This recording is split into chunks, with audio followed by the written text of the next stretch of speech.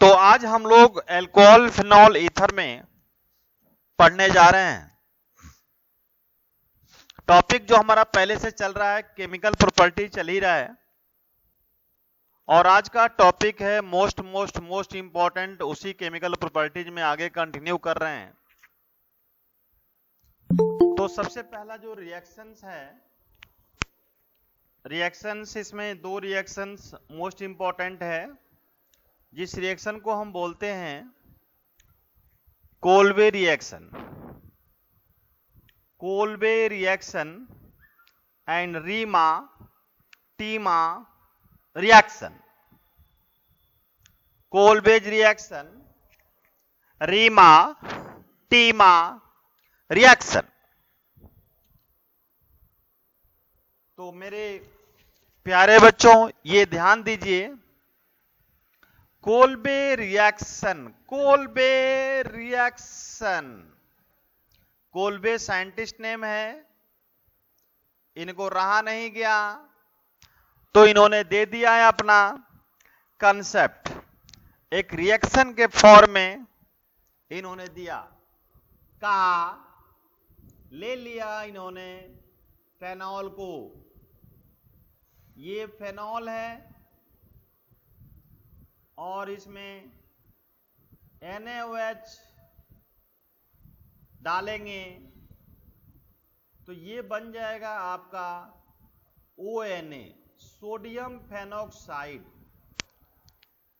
ये बनेगा sodium phenoxide. तो फेनॉल से सोडियम फेनॉक्साइड बना, और सोडियम फेनॉक्साइड से, फेनॉक्साइड में जब हम CO2 और H+ डालेंगे तो बन जाएगा OH, और यहां आ जाएगा COOH। इस मॉलिक्यूल का नाम है साली, इस मॉलिक्यूल का नाम है salicylic acid, salicylic acid.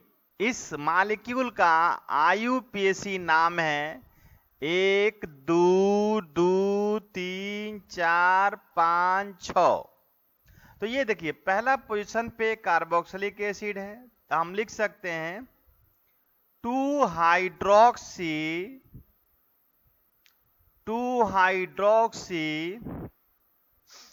Benzoic acid, इसका IUPAC नेम है। तो ये हमारा प्रोडक्ट बन रहा है फेनॉल से सैलिसिलिक एसिड। हम कैसे बना रहे हैं ये रहा है स्क्रीन पर आपके सामने। अब आते हैं, ये दो बहनें आपस में मिलकर, इन लोगों ने पूरा का पूरा एनर्जी अपना लगा दिया और यहां पर दे दिया अपना कंसेप्ट। क्या कंसेप्ट दिया? एक का नाम है रीमा, दूसरे का नाम है टीमा। एक का नाम है रीमा और दूसरे का नाम है टीमा, तो इसे कहते हैं रीमा टीमा रिएक्शन। क्या किया इन दोनों ने? वही किया जो करना चाहिए, रिएक्शन। OH डाल दिया इसमें क्लोरोफॉर्म, CHCl3 क्लोरोफॉर्म बोलते हैं, और NaOH एक्वस इसमें डाल दिया। तो ये जो प्रोडक्ट हमारा इंटरमीडिएट प्रोडक्ट यहां पर बना, वो ONA O- पॉजिटिव, करे लिखो ना लिखो, और यहां पे CH2 अब इसमें फिर हम डाल दिए H प्लस, तो ये बन जाएगा प्रोडक्ट हमारा, क्या बन जाएगा, OH, और यहां पर लिख दीजिए CHO, यहां OH और यहां आ गया आपका CHO। इसे कहते हैं, इस कंपाउंड का नाम है, क्या नाम है इस कंपाउंड का, सालिसिलल्डिहाइड। हाँ, वेरी गुड, सालिसिलल्डिहाइड। इसका आईयूपीएसी नेम क्या है, बताएंगे कोई? आईयूपीएसी नेम क्या है सर? 2-हाइड्रोक्सीबेंजल्डिहाइड। वेरी गुड, वेरी गुड, क्या बात है, 2-हाइड्रोक्सीबेंजल्डिहाइड, ये नाम है। तो सालिसिलल्डिहाइड, इसका आईयूपीएसी नेम है 2-हाइड्रोक्सीबेंजल्डिहाइड। अब हम आते हैं reaction of phenol with zinc dust. Next,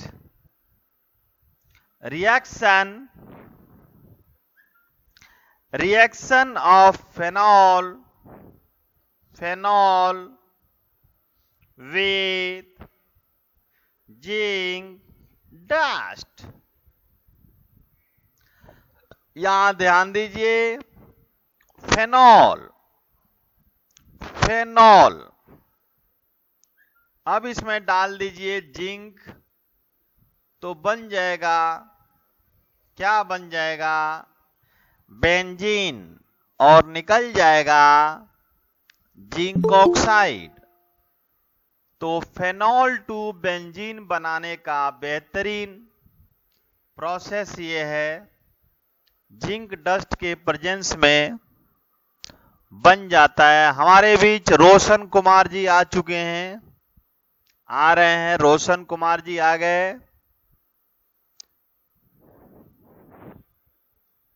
तो ये हमारा फेनॉल से जिंक यहां पर बन गया। तो ये मोस्ट इंपॉर्टेंट कन्वर्जन है, आपको इस कन्वर्जन को बनाना पड़ेगा, याद रखना पड़ेगा। ये डायरेक्ट नहीं पूछता है, घुमा के क्वेश्चन पूछता है, थोड़ा देर में हम पूछने वाले हैं। अभी हम लोग कुछ कन्वर्जन की प्रैक्टिस भी करेंगे।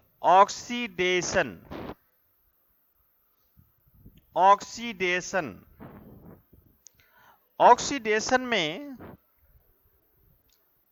यहां पे फेनॉल के साथ जब हम रिएक्शन कराएंगे, Na2Cr2O7, सोडियम डाइक्रोमेट,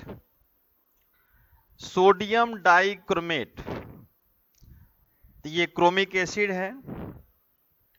तो ये हमारा प्रोडक्ट जो बनेगा H2SO4 के प्रेजेंस में, ये प्रोडक्ट हमारा बनेगा, यहां डबल बॉन्ड, यहां डबल बॉन्ड, और यहां डबल बॉन्ड O, यहां डबल बॉन्ड O। इसे कहते हैं बेंजोक्विनोन। ये नाम याद रखना पड़ेगा, यूनिक नाम है बेंजोक्विनोन।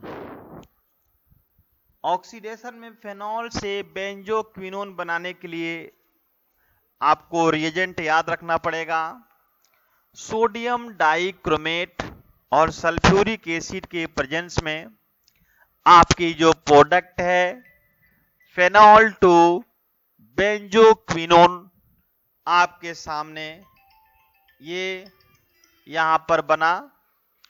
अब हम आते हैं जो कमर्शियल इंपॉर्टेंट अल्कोहल है, वो तो हटा दिया है, नहीं पढ़ना है। तो हम लोगों ने अल्कोहल और फेनॉल का प्रिपरेशन प्रॉपर्टीज कर लिए। अब हम लोग आते हैं ईथर। ईथर जो आपको बताया था मैंने, ईथर, ईथर इसे कहते हैं ROR, नाम है एल्कोक्सी अल्केन, एल्कोक्सी अल्केन, इसे ईथर कहते हैं। ठीक है, अब आर के जगह पे AR भी हो सकता है। तो सबसे पहले आते हैं डिहाइड्रेशन ऑफ एल्कोहल। तो प्रिपरेशन ऑफ ईथर, कैसे बनाते हैं ईथर वो देखना है। प्रिपरेशन ऑफ ईथर्स, यहां ध्यान दीजिए, प्रिपरेशन ऑफ ईथर्स में सबसे जो पहला पॉइंट है वो है bye dehydration of alcohols, bye dehydration of alcohols. इसके अंदर जो रिएक्शन है वो यहां पर ध्यान दीजिए, ये एल्कोहल ले लिया जिसका नाम इथेनॉल है। अब ये इथेनॉल का दो रिएक्शन कराया जा रहा है, दो रिएक्शन की पॉसिबिलिटी है। H2SO4, इसे टेम्परेचर 443 केल्विन दिया जा रहा है, तो ये बन जाता है CH2 double bond CH2, ethanol to ethene तो बन ही जाएगा। ये मैकेनिज्म भी आपने पढ़ा है। और यदि यहाँ पे टेम्परेचर कम कर दिया जा रहा है H2SO4 में 413 के, तो ये बन जाएगा C2H5O C2H5। तो ये दो हमारे डिफरेंट रिएक्शन कराने पे अलग अलग प्रोडक्ट बन रहा है। टेम्परेचर कम करने से यहाँ पे बन गया ईथर, इसे कहते हैं इथॉक्सी ईथेन, इथॉक्सी ईथेन। अब देखो, ये इथेनॉल से इथॉक्सी ईथेन, ये मैकेनिज्म हम लोगों ने नहीं किया है। इथेनॉल टू इथीन तो मैकेनिज्म हम लोगों ने कर लिया है। अब हम लोग करने जा रहे हैं ethanol to ethoxy ethene, ethoxy ethane, ethanol to ethoxy ethane का मैकेनिज्म हम लोग अभी करने जा रहे हैं। मोस्ट इंपॉर्टेंट मैकेनिज्म है ये भी। तो ये बहुत कंसंट्रेट होकर के इसे समझिए मैकेनिज्म को, और फिर घर में बैठ करके इसे आप प्रैक्टिस करेंगे। तो आज जो हम होमवर्क देंगे उसको प्रैक्टिस आप 2 बार 3 बार करेंगे। तो यहां पर ध्यान दीजिए, मैंने आपको बोला कि ये मैकेनिज्म हम लोग करेंगे। ये मैकेनिज्म है इथेनॉल टू इथॉक्सी इथेन, ये मैकेनिज्म हम लोग करेंगे अभी। इथेनॉल टू इथॉक्सी इथेन का मैकेनिज्म हम लोग पढ़ेंगे। अब यहाँ पे 3 स्टेप, पहला स्टेप में आइए। First step, CH3 CH2 OH, 2 lone pair है ऑक्सीजन के ऊपर। अब एक गरीब यहां पर है, एक जो पहले से था वो भी किसी ने छीन लिया। हाइड्रोजन परेशान है, भैया हमें बचाओ, कोई भैया हमें बचाओ, रो रहा है, चिल्ला रहा है बेचारा। ऑक्सीजन के पास लोन पेयर कह रहे कि तू आ जा मेरे पास, तू आ जा मेरे पास। तो ये ऑक्सीजन ने इसको अपने पास बुला लिया। अब ये हो गया आपका CH3 CH2 OH2, ये OH2 ऑक्सीजन ने दिया है तो प्ला, अब एक लोन पेयर यहां बच गया। तो ये हमारा पहला स्टेप है। अब दूसरा स्टेप देखिए, यहां पे सेकेंड सेकेंड स्टेप देखिए, फिर इथेनॉल लिखिए CH3 CH2OH, फिर इथेनॉल यहाँ पर लिख दिए और प्लस ये जो प्रोडक्ट है ये प्रोडक्ट आप लिखिए यहाँ पे CH3 CH2OH2, यहाँ पे लोन पेयर लिखा और प्लस लिखा, ये प्रोडक्ट लिख लिया और ये फिर इथेनॉल लिख लिया यहाँ पे। अब यहाँ ध्यान दीजिए, सर ये हमने दोबारा लिया इथेनॉल? हाँ, दोबारा इथेनॉल लिया हमने। अब यहाँ पे ये दोबारा इथेनॉल लिया और ये प्रोडक्ट के साथ रिएक्शन कराएंगे। अब ये ऑक्सीजन इलेक्ट्रोनेगेटिव एलिमेंट है भैया, अपना काम तो ये दिखाएगा, बड़ी स्वार्थी है ये, सेल्फिश है ये, मौका मिलते लेके भाग जाता है और दिक्कत होता है तो दूसरे को हेल्प भी करता है। तो इस कार्बन से नाता रिश्ता अपना तोड़ के लेके भाग रहा है, भाग जाएगा, लेकिन खाली नहीं भागता है, अपना तो लेके जाएगा ही जाएगा, इसका भी लेके जाएगा, तो ये कैटायन हो जाएगा, ये कैटायन हो जाएगा। तब ये इथेनॉल का ऑक्सीजन कहेगा कि भाई तू कैटायन हो जाएगा तो तुझे हमें बचाना है, तब ये यहाँ अटैक करेगा, कहेगा कि तू आ जा मेरे पास, तेरी वैलेंसी कंप्लीट की कंप्लीट बनी रहेगी, तू आ जा मेरे पास। अब यहाँ पर कहानी देखिए, ये H2O अलग हो जाएगा और ये इसके साथ चिपक जाएगा। तो यहाँ पर ये देखिए CH3 CH2, यहाँ O, तो H तो ये रहेगा ही रहेगा, H तो ये रहेगा ही रहेगा, तो ये इसने दिया तो यहाँ प्लस हो जाएगा। तो इस ऑक्सीजन ने एक इलेक्ट्रॉन देकर एक अपने पास रखकर कोऑर्डिनेट बॉन्ड बनाया, तो यहां पर बन आ जाएगा CH2 CH3, ये आ गया। अब इसने दिया है एक लोन पेयर, ऑलरेडी यहां पर रहेगा ही रहेगा। अब प्लस बाहर क्या हो जाएगा H2O।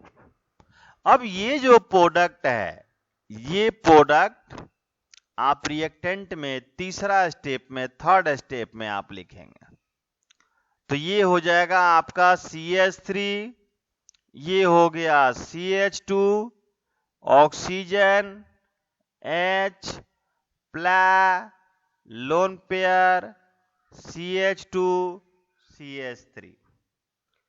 अब फिर यहां ऑक्सीजन अपना काम करेगा, इस ऑक्सीजन हाइड्रोजन को उठा के फेंक देगा, अपना तो लेगा ही, उसका भी लेकर के उठा के फेंक देगा, तू जा भाग यहां से, तेरा काम हो गया, भाग भाग भाग भाग, भाग गया, उठा के फेंक दिया इसने।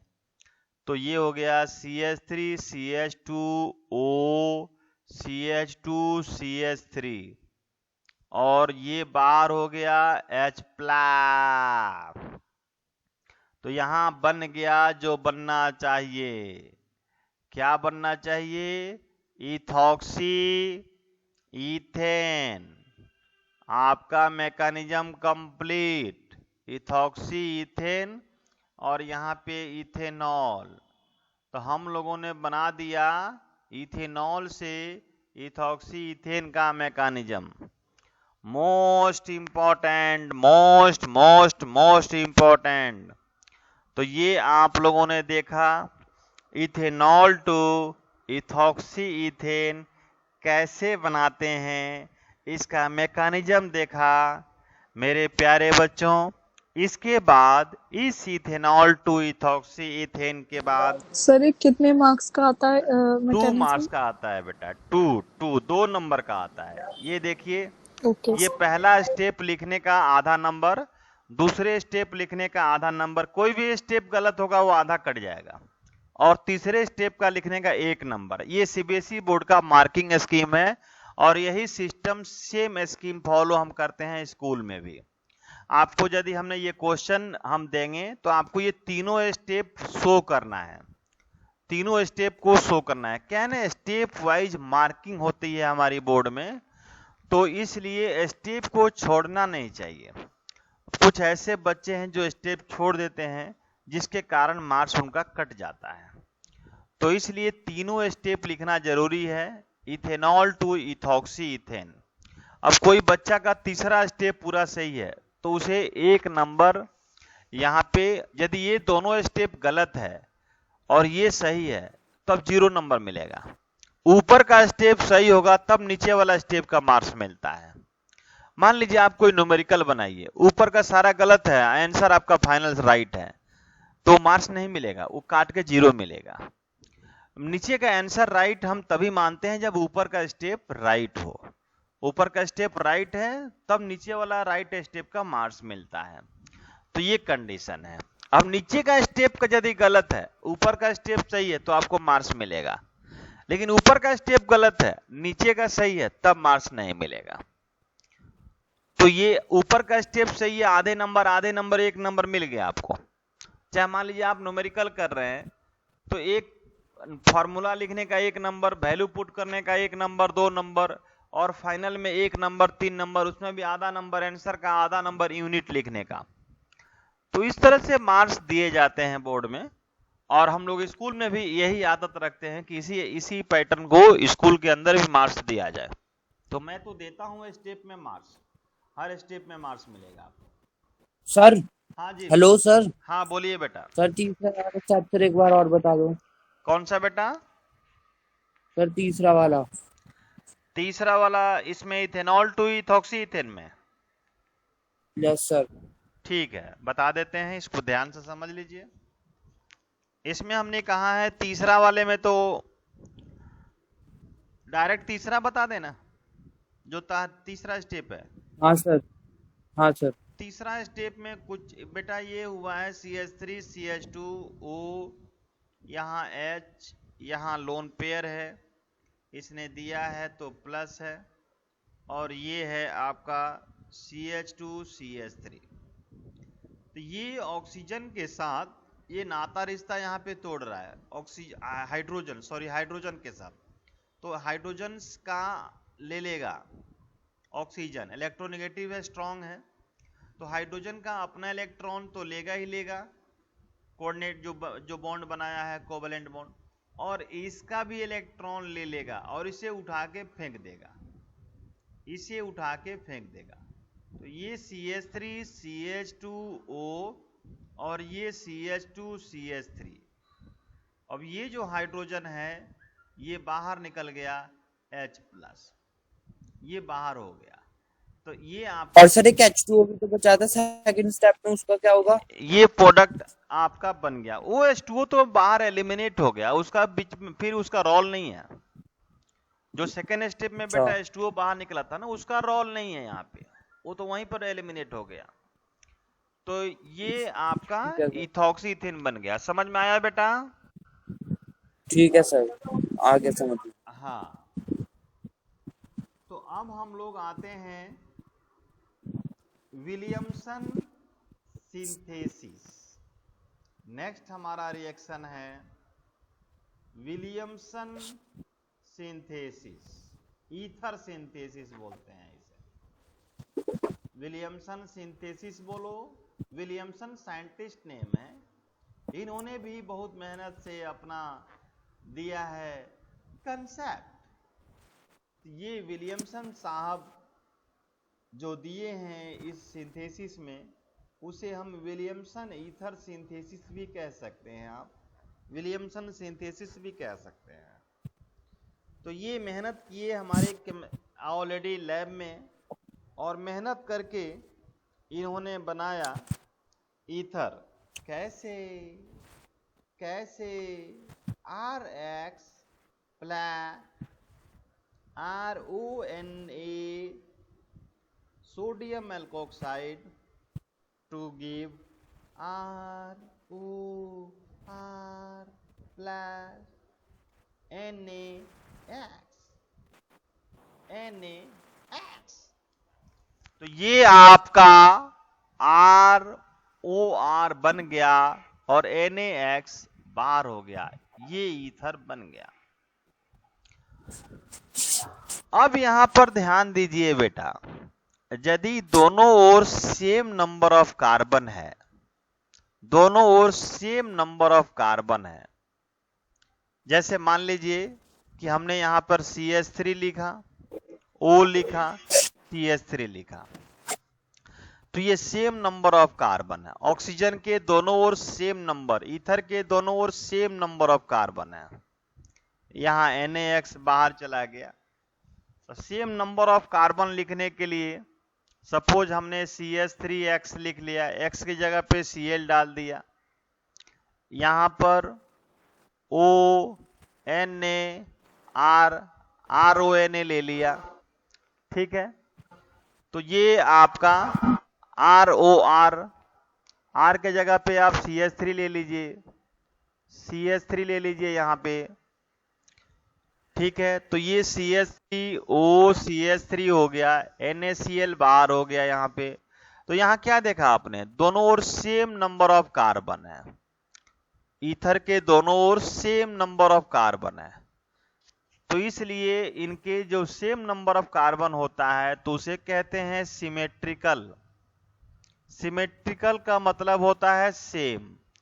सिमेट्रिकल ईथर सिंथेसिस भी कहा जा सकता है। नाम सिमेट्रिकल ईथर सिंथेसिस यदि पूछता है तो आपको एक एग्जाम्पल ऐसे ही लिखना पड़ेगा। मान लीजिए दूसरा पूछता है अनसिमेट्रिकल ईथर सिंथेसिस। दूसरा कह रहा है unsymmetrical unsymmetrical unsymmetrical unsymmetrical ether synthesis. ये क्या है अनसिमेट्रिकल? अनसिमेट्रिकल वो है जिस ऑक्सीजन के इधर और इधर सेम नंबर ऑफ कार्बन नहीं होगा, डिफरेंट नंबर ऑफ कार्बन होगा। जैसे मान लीजिए हमने यहां पे ले लिया CH3Cl CH3 CH2ONA ले लिया, तो यहां पे 2 कार्बन है, यहां पे 1 कार्बन है। तो हमारा जो प्रोडक्ट बना वो ये बना CH3 CH2O CH3 और बाहर निकल गया हमारा NaCl।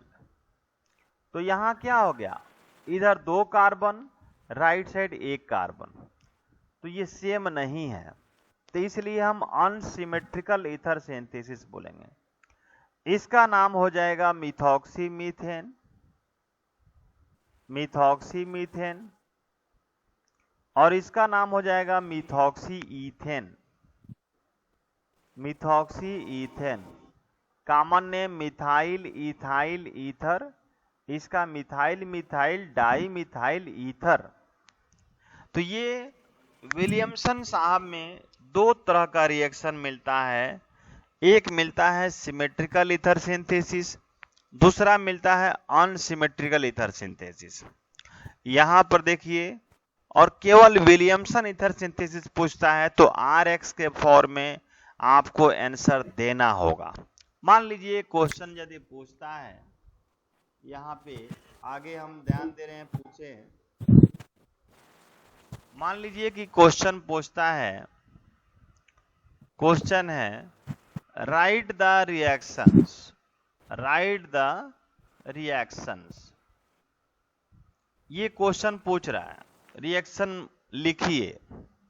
सपोज पहला हम पूछ दिया विलियमसन, विलियमसन ईथर सिंथेसिस, ये पूछ दिया। दूसरा पूछ दिया unsymmetrical ether synthesis, unsymmetrical ether synthesis, ये पूछ दिया, पूछ दिया, पूछ दिया। तीसरा पूछ दिया symmetrical ether synthesis, symmetrical ether synthesis, ये पूछ सकता है। तो ये आपको अलग अलग आंसर देना होगा। मान लीजिए कि आपने अभी पढ़ा इसमें कोल्बे रिएक्शन, कोल्बेज रिएक्शन, ये आप होमवर्क मान लीजिए अभी फिलहाल। मान लीजिए Reema Tiemann reaction, Reema, REIMA,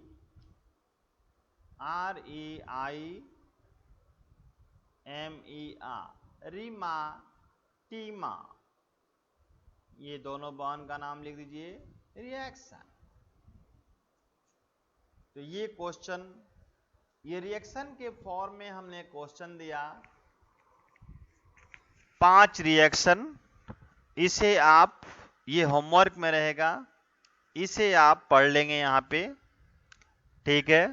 5 reaction. अब यहां पर देखिए अगला जो टर्म है वो मैं आपको यहाँ पे समझा रहा हूं। तो ईथर सिंथेसिस में आपने देखा कि कैसे बनाया जाता है। अब एक चीज आपको हम समझा रहे हैं, उसे ध्यान से समझिए। एक्चुअली जो ईथर्स है हमारा, जो अल्काइल ग्रुप है, तो सेकेंडरी और टर्सरी जो आपका ईथर बनता है अल्काइल ग्रुप के साथ, तो सेकेंडरी और टर्सरी में also be prepared by this method.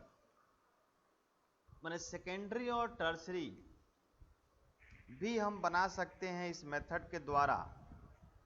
जैसे SN2 प्राइमरी अल्काइल हैलाइड में SN2 जो अटैक होती है, तो उसे थोड़ा सा यहाँ पर इससे रिलेटेड आप समझ लीजिए। जैसे मान लीजिए मैंने कहा आपको यहाँ पे RX RONA ये आपने लिया, तो ये बन जाता है ROR और NAX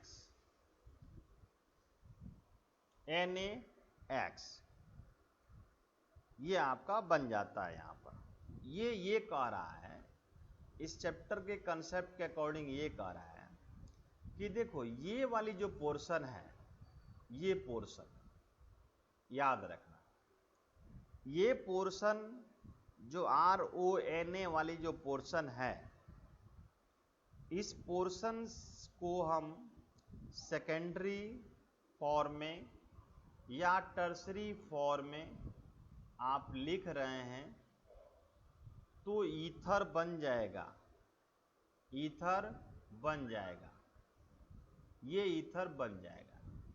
लेकिन यदि आप इस पोर्शन को सेकेंडरी और टर्सरी आप लिखते हैं, तो ये ईथर नहीं बनेगा।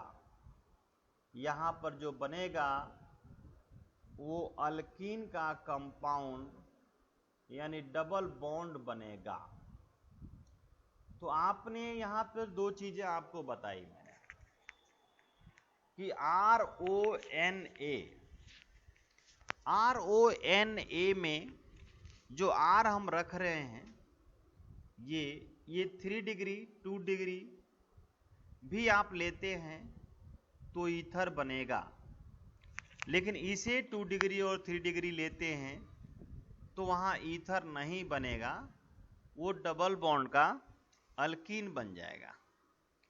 देखो ये 3 डिग्री लेते हैं तो इसमें हमारा जो ONA है, ये न्यूक्लियोफिलिक अटैक करके इस R को अपने पास बुला लेगा। लेकिन ये 3 डिग्री है तो इसमें SN2 न्यूक्लियोफिलिक अटैक की पॉसिबिलिटी नहीं है। यही रीजन है जो आपको सोडियम एल्कोक्साइड वाले में टर्सरी बन सकता है और उसमें नहीं बन सकता है। जैसे मान लीजिए एक रिएक्शन करके हम लोग देखते हैं, यहां पर ध्यान दीजिए, एक रिएक्शन करके हम लोग देखते हैं। जैसे CH3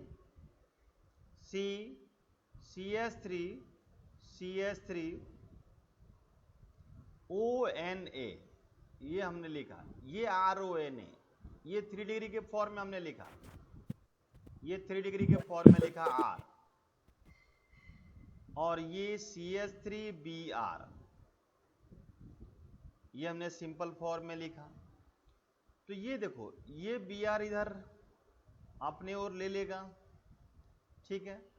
तो यहां पर ये न्यूक्लियोफिलिक सब्सटेंस SN2 की तरह ये अटैक करेगा और इसे अपने पास यहां पर बुला लेगा।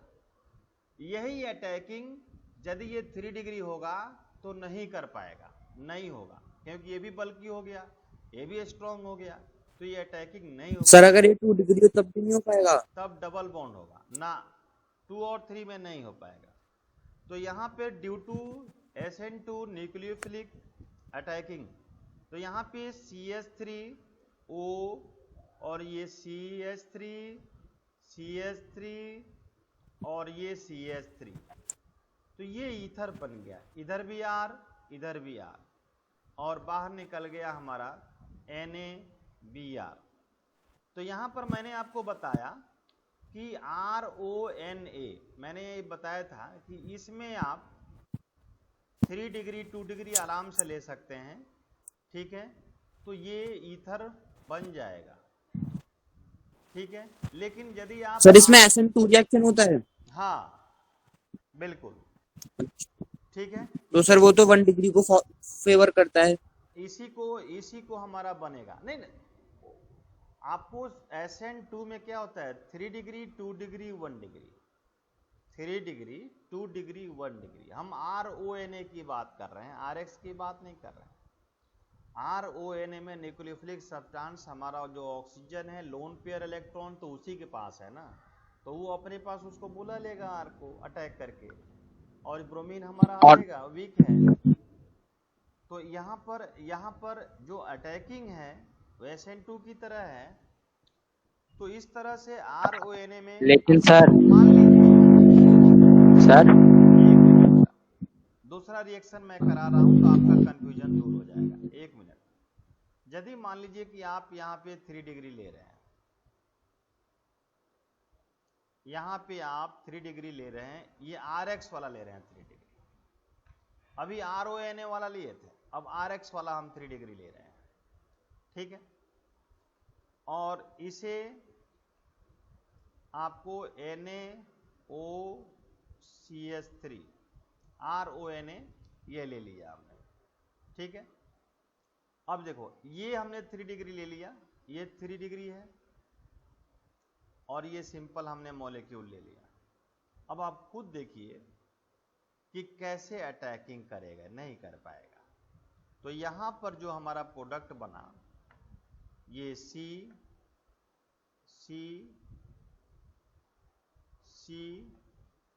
तो ये हमारा, और ये एक C यहाँ पे डबल बॉन्ड CH2 आइसोब्यूटीन बन गया, और बाई प्रोडक्ट के फॉर्म में NaBr हो गया, और ये CH3OH हो गया, बाई प्रोडक्ट के फॉर्म में ये हो गया। तो यही मैं बता रहा था कि ये अल्कीन का कंपाउंड बनेगा। तो यहाँ पर आपने देखा कि कैसे एलिमिनेट हो रहा है NaBr, एलिमिनेशन रिएक्शन की तरह ये फॉलो अप कर रहा है। अब लेकिन उसमें SN2 की तरह अटैक करके उसमें ईथर बनाया, इसमें ईथर नहीं बना पाया गया, क्योंकि इसमें ईथर यहाँ कहाँ से अटैकिंग है, ये तो पॉसिबल ही नहीं है इधर से इधर को जाना, ठीक है ना। और ये तो क्योंकि ये 3 डिग्री है, ये 3 डिग्री है, इतना कहाँ अटैकिंग पॉसिबिलिटी है, तो करेगा ही नहीं, हो ही नहीं पाएगा, अटैकिंग ही नहीं कर पाएगा। तो यही रीजन है, ये डबल बॉन्ड का कंपाउंड बनेगा, तो ये एलिमिनेट हो जाएगा, वो डबल बॉन्ड वहां पे आ जाएगा, आइसोब्यूटीन आपको कंपाउंड बन जाएगा। तो ये न्यूक्लियोफिलिक अटैक की बात मैंने आपको इसमें इस रिएक्शन में आपको समझाया। मान लीजिए कि आपको एक क्वेश्चन है कि फेनॉल से फेनॉल टू एनिसोल बनाना है, आपको फेनॉल टू एनिसोल बनाना है, ठीक है।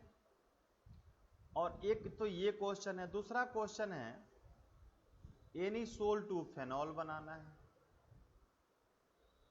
एनिसोल टू फेनॉल, उसका जस्ट उल्टा।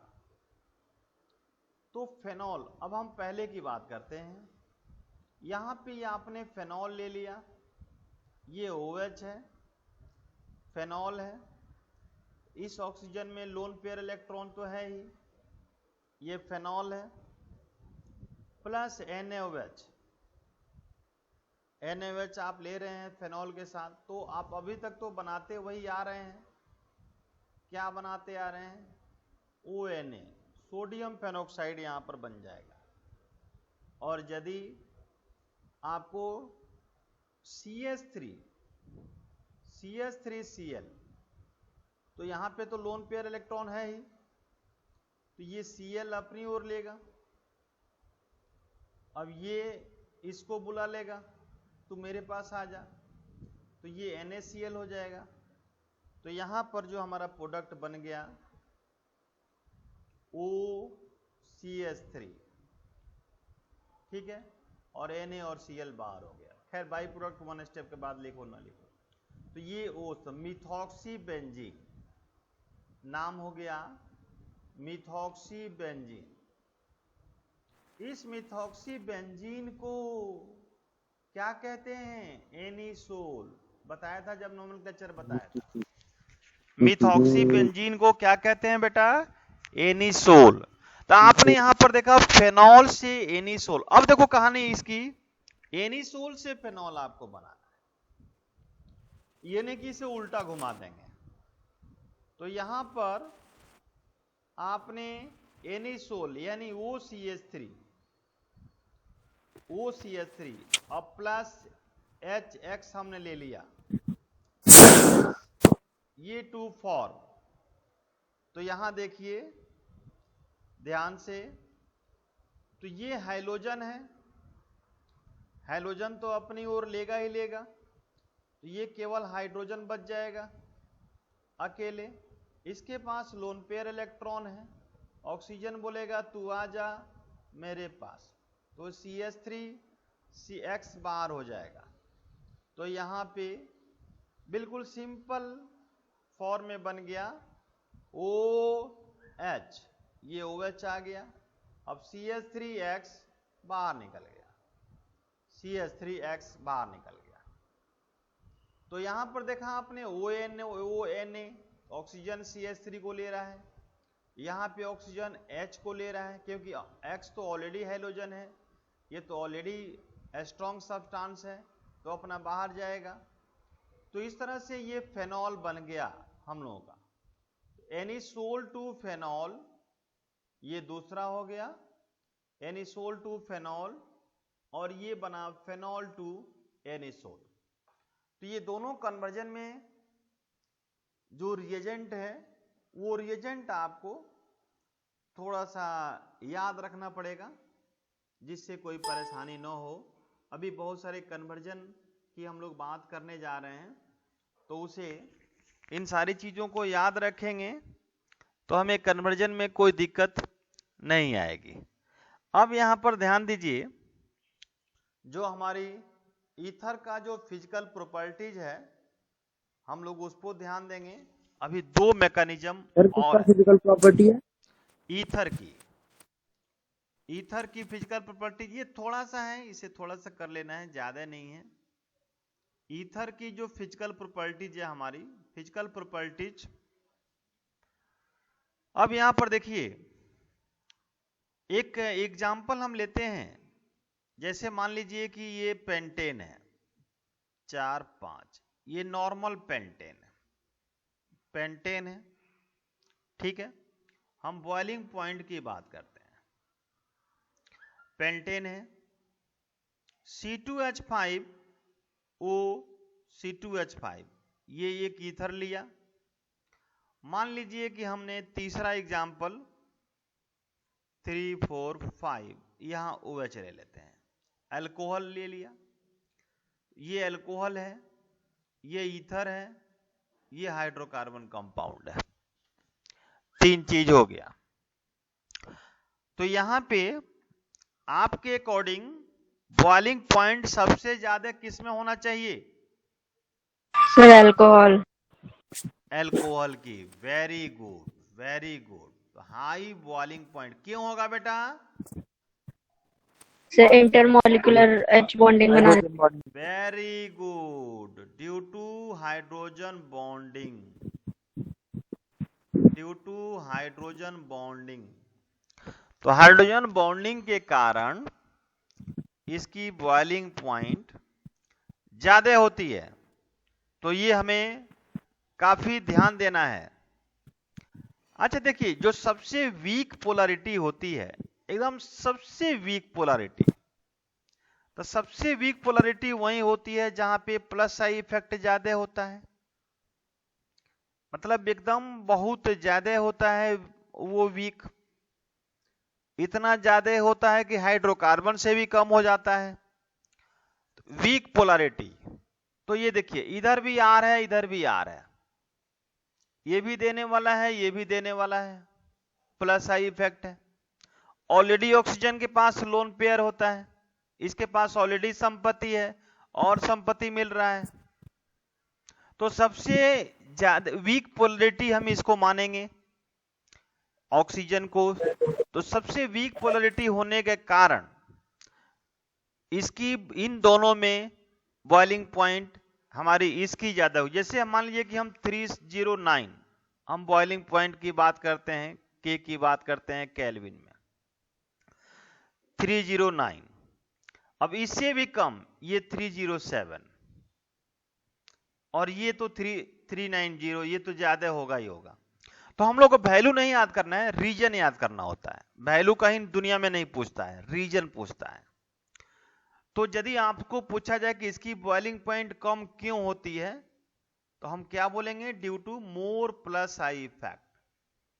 आई इफेक्ट ज्यादा है, इसलिए इसकी पोलैरिटी कम हो जाती है, लेस पोलैरिटी बहुत कम हो जाती है, इसलिए इसकी बॉइलिंग पॉइंट सबसे कम होती है।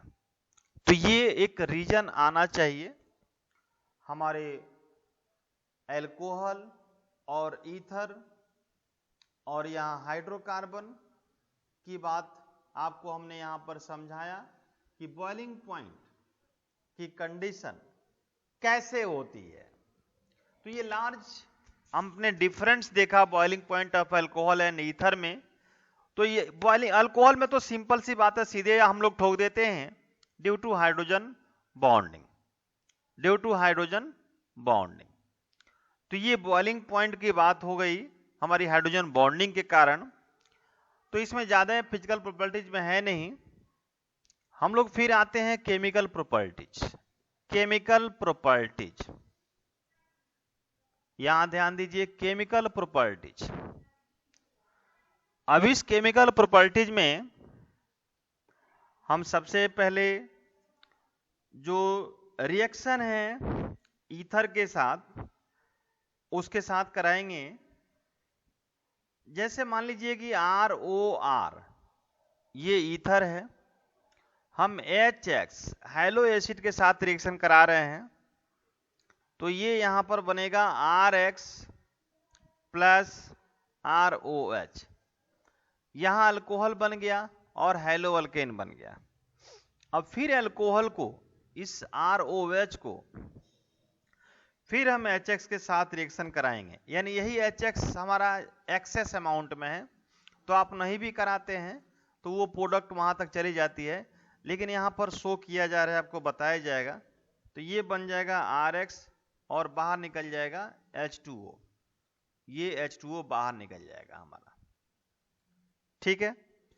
ये H2O बाहर निकल गया और ये RX। मेरे कहने का मतलब है, जो ईथर से हम रिएक्शन करा रहे हैं तो किसी भी कंडीशन में हेलो अल्केन बन रहा है, RX ही बन रहा है, ठीक है, यानी हेलो अल्केन बन रहा है। ईथर से भी हेलो अल्केन बनता है। तो यहां दो चीजें आपने देखा, अल्कोहल से तो हेलो अल्केन बनता ही है, साथ में ईथर से भी हेलो अल्केन बनता है। तो इस तरह से हमने आपको जैसे मान लीजिए कि ये एनिसोल है, एक एनिसोल है, हमने यहां पर OR दे दिया, ठीक है, alkyl aryl ether, alkyl aryl ether HX ले लिया, ठीक है। तो यहां पर क्या बन जाएगा? ये एरो है, ये तो आपने ऑलरेडी किया है अभी। ऑक्सीजन हाइड्रोजन को ले लेगा, एक्स अपना निकाल लिया, ये ले लिया, ठीक है। और ये हाइड्रोजन ऑक्सीजन क्या करेगा, हाँ वेरी गुड बेटा, अभी हम लोग कर रहे हैं फेनॉल, और बाहर निकल जाएगा आर एक्स। तो ये यहां पर आपका बन गया फेनॉल। तो ईथर से फेनॉल, जो अभी अभी हम लोग यानी जो रिएक्शन हमने कन्वर्जन आपको बताया था, क्योंकि ईथर की बात है केमिकल प्रॉपर्टीज में, ईथर से क्या क्या पॉसिबिलिटी बनती है। तो यहां पर आपने देखा एरोमेटिक कंपाउंड में ये फेनॉल बन रहा है, ठीक है, और आरएक्स बाहर निकल रहा है। तो इस तरह से हम ईथर से क्या क्या बना सकते हैं वो हम लोगों ने यहां पर देखा। अब देखिए सबसे मोस्ट इंपॉर्टेंट पॉइंट है, अब ये चैप्टर आज तो खत्म नहीं हो पाएगा, थोड़ा सा और है लेकिन टाइम लग जाएगा। अब चैप्टर ये कल ही खत्म हो पाएगा। हम लोग 2 मिनट रुक जाते हैं फिलहाल, पहले हम अटेंडेंस ले लेते हैं और उसके बाद हम लोग फिर होमवर्क में लिखेंगे और फिर टॉपिक को कंटिन्यू करेंगे। थोड़ा भी टाइम जो बचेगा हम लोग टॉपिक को कंटिन्यू भी करेंगे, तो कोई भी स्टूडेंट भी जाएंगे नहीं अपनी जगह पे। हाँ 1 सेकेंड बेटा।